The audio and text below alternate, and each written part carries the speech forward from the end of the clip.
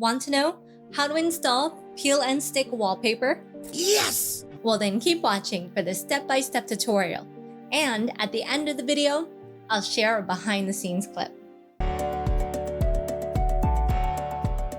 Hi, my name is Kim with Kimagine DIY, where I hope to help you imagine the possibilities with DIYs and crafts. If that sounds like fun, consider subscribing. Now let's just jump right into this project. The first thing to do is to measure your wall.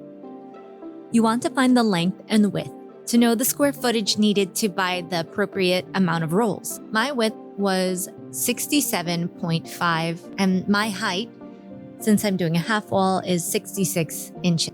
It basically came out to about 31.5 square feet.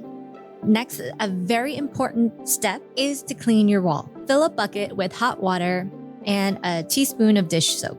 You can use a sponge mop, dip it into the bucket and let it get saturated. Then wring it out really well and work in a W shape from left to right. It was a little difficult for me with the textured walls, but do your best. Washing the walls didn't take that long, especially since my home is fairly new, so it was just a little bit of dust. It took more effort than I realized. I'm actually sweating. But now it's time to dry the wall. The easiest way to dry the wall is by putting a microfiber cloth on a flathead mop, and then use the same W motions. If you notice any stubborn stains, you can take care of it all by hand with some baking soda and a damp cloth. I got a good amount of the wall dry with using the mop, but there's still some areas, so I'm going to give it a little bit of time to air dry. You can see the wet wall is just a little bit darker, so this is a good time for you to measure and cut the film you're going to need. If you're covering a full-length wall, you don't need to pre-cut your panels. I have a specific minimum height that I want for my laundry room.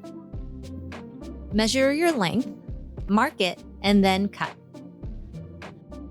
If you're applying a full or half wall, you will always need to make sure your pattern lines up. Mark with blue tape to help easily show where the pattern is continuing. I like to label the panels so I know what order to apply them and which is considered the top. I'm also going to mark the back so I know how much excess I need to cut. Then I roll the wallpaper out and use the previous panel as a template for the length. And you're going to repeat for each panel that is needed. Then grab a ruler or a straight edge to cut off the excess film. If you don't have a rotary cutter, you can use a ruler to draw a straight line first and then cut with regular scissors. Reminder to label each panel to know the order of installation, so you will have a seamless design. For my fourth panel, I didn't need the whole width, so I measured what I needed and, like your ceiling, accounted for about an inch of overhang. Now it's time to apply. Carefully peel off the wax paper from your wallpaper, only about a few inches down. Since my ceiling is not perfectly level, I put about 1 inch overhang for any adjustment I may need later. If you didn't need to trim your panels to a certain size, you can let the roll hang so your hands are free.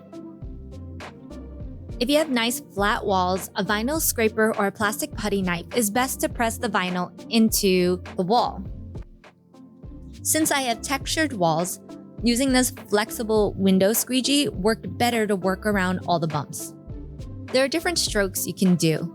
Some people suggest starting in the center and working your way out, but pressing down in a vertical motion was working for me. The excess wax paper was starting to get in the way of the application. Luckily, it's easily able to be torn away. If you have an outlet you need a workaround, or in my case, a water box, it's very simple.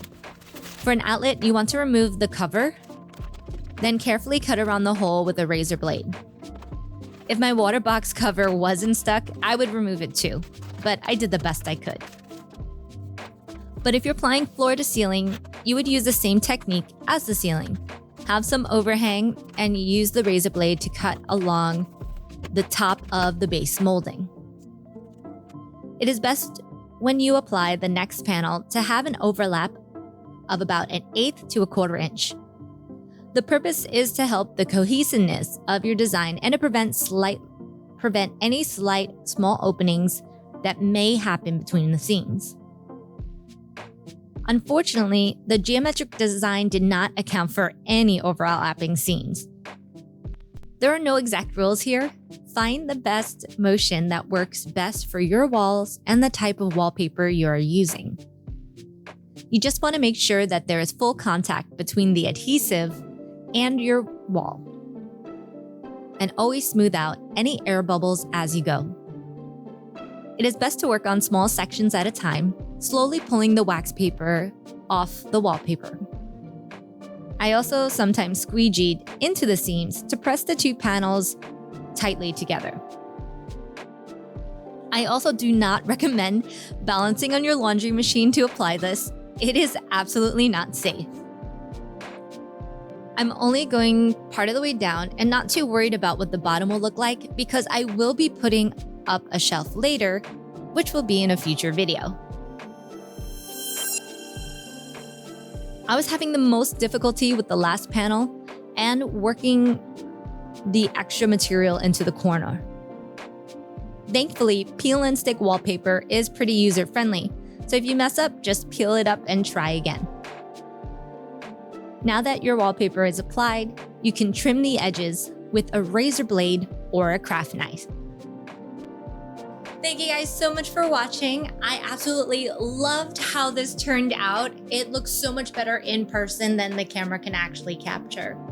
But if you'd like to see more videos like this, you can click the card right up here or click here for an entire playlist. And don't forget to watch the bonus clip at the end, and I will see you guys in the next video. Sometimes the best camera angle, you need to give yourself a little bit of height.